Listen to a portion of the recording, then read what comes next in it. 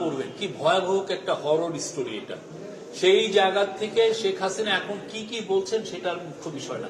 আমাদের মুখ্য বিষয় হচ্ছে আওয়ামী লীগের যাদের হাতে রক্ত আছে প্রত্যেকের বিচার হবে, প্রত্যেককে আমরা বিচারের জায়গায় আনবো। আর পার্টি, বাংলাদেশের পার্টিগুলো ডিসাইড করবেন আওয়ামী লীগের পলিটিক্যাল ভবিষ্যৎ কি হবে। কিন্তু সোফার আমরা দেখছি যে আওয়ামী লীগের কারো মধ্যে কোনো অনুশোচনা নাই, বরং উনি মিথ্যার একের পর এক মিথ্যা। উনি তো আগে তাহাজ্জুদের নামাজের পরের থেকে মিথ্যা কথা শুরু করতেন, এখনো তো উনি ওই ট্রেনটা রেখে গেছেন, মিথ্যার পর মিথ্যা মিথ্যা বলেই যাচ্ছেন।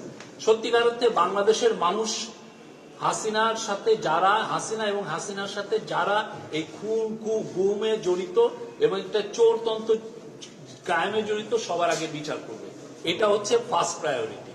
তারপরে তারা ডিসাইড করবে যে আওয়ামী লীগের পলিটিক্যাল ভবিষ্যৎ কি হবে। আমাদের তরফ থেকে এই গভর্নমেন্টের কোনো প্ল্যান নাই আওয়ামী লীগকে ব্যান করা।